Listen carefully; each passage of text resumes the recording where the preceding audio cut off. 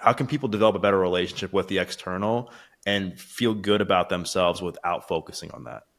Yeah, so it starts with one thing, and that is when I see positive or negative information, does that help me act or feel? So it should be acting. So I should act a different way because I'm using these YouTube comments or YouTube metrics. Is it influencing how I feel about me? Is it changing my self worth? And if I receive love, if I need love from strangers, that means my door is open to hate as well. And these are absolute strangers who should never dictate a single ounce of your self esteem or how you feel about yourself. So feeling great about it, and you can feel good, but it dictating your self worth is absolutely toxic. And it's pretty easy to start just kind of getting that into your mind on a regular basis. When I'm reading the comments, I'm reading, I don't know, messages on social media. If I allow that to change my self esteem, something is wrong. But it should be, I don't know this person. I wouldn't invite them into my house at this point. They also shouldn't be invited into my head. So if you wouldn't allow them in your around your kids, hanging around your house, they don't belong in your head either. Well, and I think the thing that takes over is this dopamine trap, right? I know you talk a lot about dopamine and how the most successful people in the world, they like know how to harness their dopamine, not let it get out of control. Like talk more about what you mean by that and what are some things people can do to have a really healthy relationship with dopamine. Your source of dopamine, your number one source of dopamine should be you, not your kids, not your wife, not your family. It should be you and your actions. And we'll get into that in the discipline part. But what most people don't do, like if you just get like a simple journal, so like if you just get like a blank page in your journal and you kind of draw out, it looks like a basketball court. So I'm going to do a circle in the middle here, and then I'm going to write down all the places in my life I get dopamines. And I'm going to be honest. I'm going to put Instagram comments, alcohol, or drugs, or pornography, or all these places that people are getting dopamine from. I'm going to write that down. And then what I do with all of my clients is on a 1 to 100, or you have 100 points, and you have to spend all 100 points, but you have to put a point value on where you're getting your dopamine from. So, and that's typically the first time ever in somebody's life where they've actually mapped out where their pleasure is coming from. Not happiness. Dopamine is not happiness. Dopamine is pleasure. And most people confuse the difference between those two. So if I have a score of 10 for throwing the ball for my dogs or playing with my kids or things that should be higher, and the score for alcohol is like 65, you've never, like, once people see that metric, it is very, very hard to ignore. So the step two is like, where should the dopamine be? So here's where it is now. I'm going to draw a little map, and on the next sheet of paper, we're going to draw a new map and start, drawing an arrow from the negative to the positive. Like I'm going to borrow dopamine from this location. Maybe you don't have to quit all the way. I'm just going to borrow some points, so at least these two are equal. And that's the next step. I'm going to get this from a 12 on this, and this one's like a 50. I'm going to find out the midpoint of that and borrow dopamine from the high dopamine area. Does that make sense? Totally. And what have you found to be the most like effective things for having a healthy dopamine score? Like what are the things that people can do for themselves that keep their dopamine at the most healthy level? Well, that goes straight into the discipline thing if you're ready to talk about it. Yep. So when I said that like your number one source of dopamine needs to be yourself, there are a few things you can do. The number one thing when we talk about discipline, the definition of discipline is that no one talks about your ability to prioritize the needs of your future self ahead of your own. And that's all it is. Can I prioritize future me above my present self? So over time, I'm going to try to do things on a repetitive basis as often as possible to where future me is getting some kind of reward. I might set up the coffee maker the night before. I might put clothes out for myself. I might just put a thing on my phone that reminds me in certain times. And this is short term, right? So these are small little things. It's springtime right now as you and I are recording this, or spring has just started. And I might go into my winter jackets that we're about to take out of this closet and kind of put it down in the basement for a while and put $100 bill in one of those and maybe write a note to myself on there. So the more actions I can take to set up my future self for success, the more, once that success comes, I'm looking backwards to my past tense self, not with regret, but with gratitude. That's the most important shift to make. And I'm going to continuously do this. I'm essentially acting like a butler, except I'm doing it for myself. I am the butler of my future self. And this isn't just like folding clothes and setting up coffee. This is how we spend money, the food that we're eating, the stuff we're buying at a grocery store is all going to dictate, am I prioritizing me now or me later? And a lot of people never really have this conversation of where are my priorities. And they're typically, when people are not really getting the results they want out of life, their priorities are now, here and now, and maybe a little bit in the future, but they're not really prioritizing all the things that are happening in the line. So what happens is my daily interactions are I'm looking backwards or I'm anticipating stuff that my past tense self has set up for me. So I've got dopamine coming in, anticipation and drive to start setting my future self up, and I'm getting dopamine to get stuff from my past tense self. So I'm getting dopamine from both directions of versions of me. And that is the most powerful way that we can start doing that. And just the way to do this, there's not like, here's 17, super cool tricks to do this or some formula. You just do it as much as you can and you rate yourself every single day. How did I do? Where were my priorities today? And it takes 10 seconds to put it in a notebook or journal, calendar, whatever. And you put it down. And just the act of rating yourself and bringing it into your conscious awareness is the fastest way to get that process into your life. Because it's the same thing like when you buy a new car and you start seeing it all over the place. I'm just repetitively exposing myself to that level of awareness. And you don't need to change anything. Your mammalian part of your brain is going to do that for you.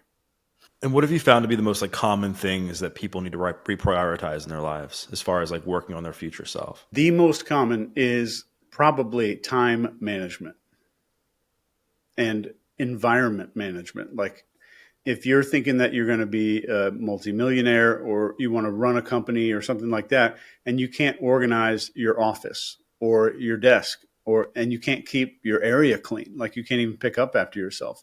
Every time that you go out and you want to look like a CEO, you want to look like a leader, you're going to know there's a part of your brain dedicated to knowing that you're faking it.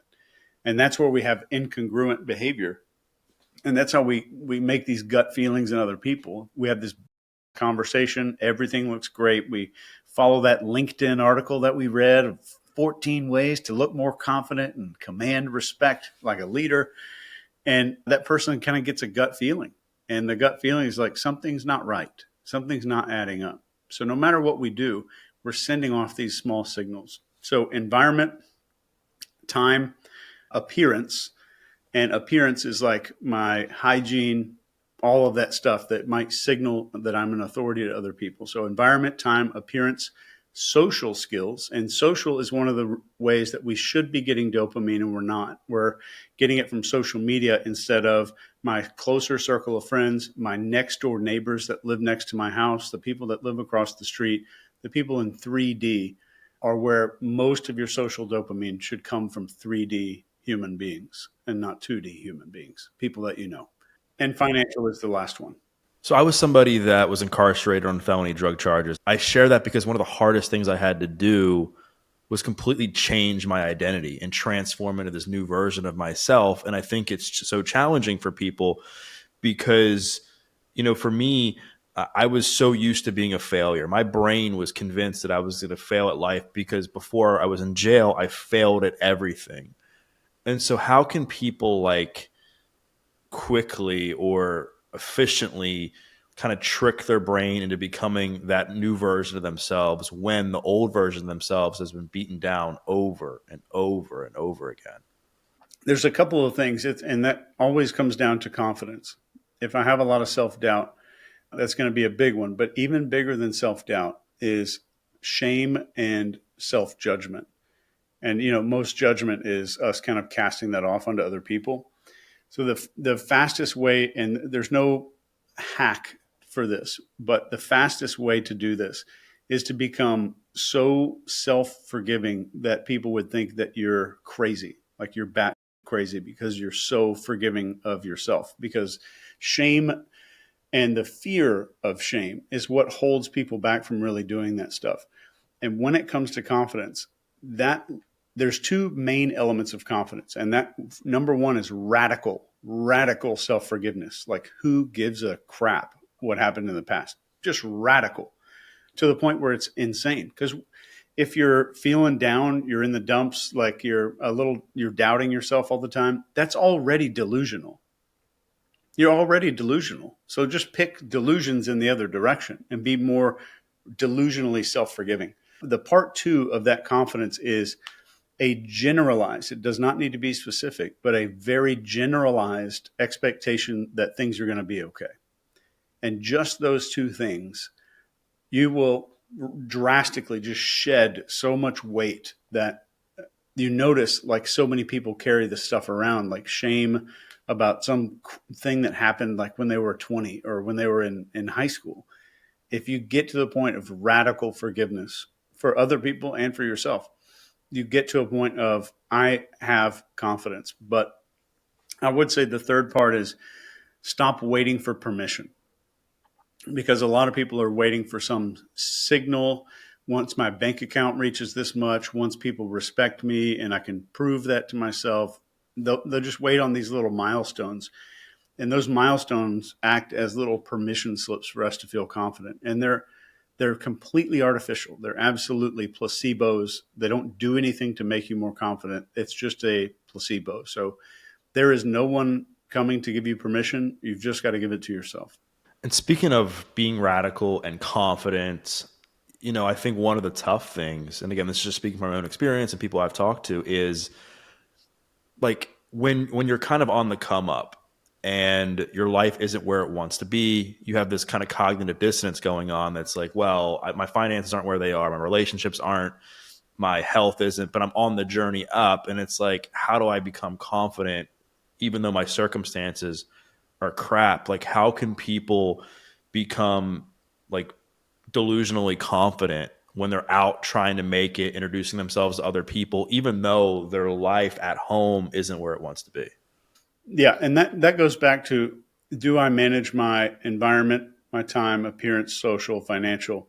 And if those things are on the up, like you're actually taking care of yourself, you're living life how you really want to live it, but it doesn't matter what the metrics are. If you're doing the right things and you're living off camera, so not your results, but your behavior when you're off camera will dictate how people feel about you.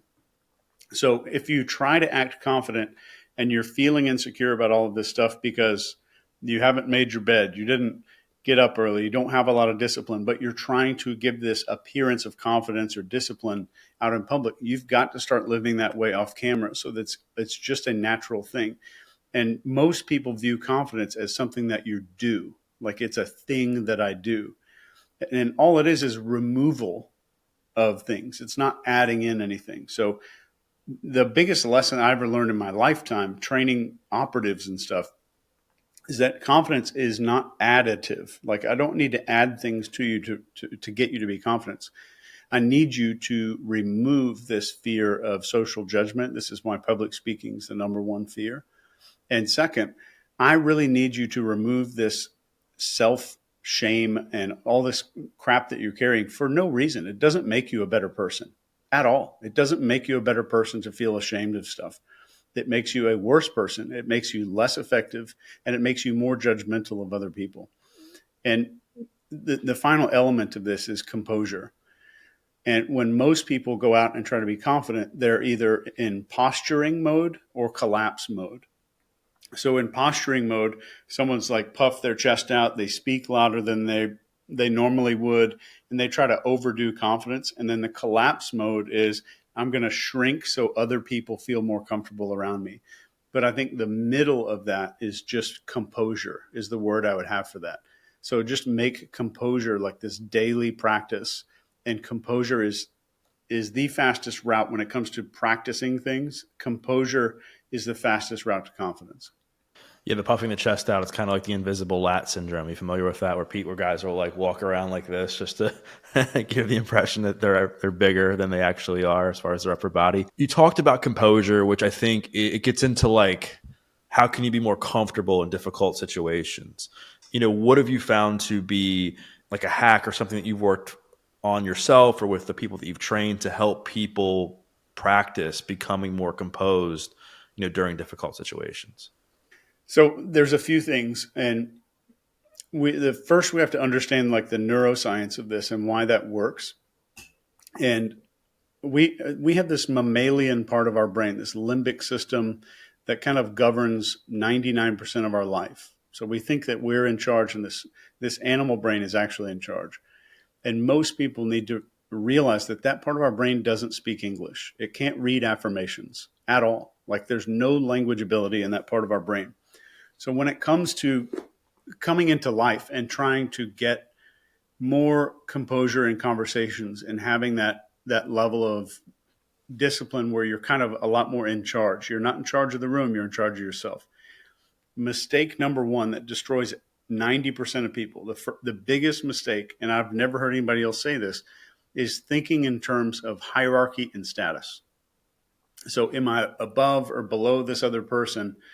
And the first step to that is, am I willing to agree to treat everyone equally? This means that if I meet Jeff Bezos tomorrow, I'm going to treat him the exact same way as I treat a Starbucks barista. Everybody gets the same. There's no hierarchy. I'm going to be the same to every person that I talk to. And that level of consistency sets the stage for that level of composure. So to going into that mammalian part of this, it's a practice. So composure is a lifelong practice, but you get good at it by making your body get involved first. So our brains are hardwired to kind of compare with other animals and stuff. So with other humans. And the moment you get in a conversation, the way that you should permanently change the way you compare yourself is slowness and movement. And am I willing to be the slowest person in the room? And am I willing to be more relaxed than the other person? That's it. Those are the only things. It doesn't matter if it's this multi-million dollar potential client on a sales call or the barista at Starbucks. They're going to be identical. I'm going to be slower than the other person, more relaxed, treat everybody the same. And that is the fastest way to do that. And then kind of rating yourself at the end of the day. How did I do on a 1 to 10 on composure? Was I more in collapse? Did I lean into the posturing side? And definitely, absolutely, rating yourself every day is going to bring more and more awareness. And of course, it's kitschy and it's something that's all over the internet, but mindfulness, this practice of mindfulness throughout the day, just because it's all over the damn place, there's a reason for that. It doesn't mean we should dismiss it. It's absolutely powerful, especially when it comes to composure and leadership and authority.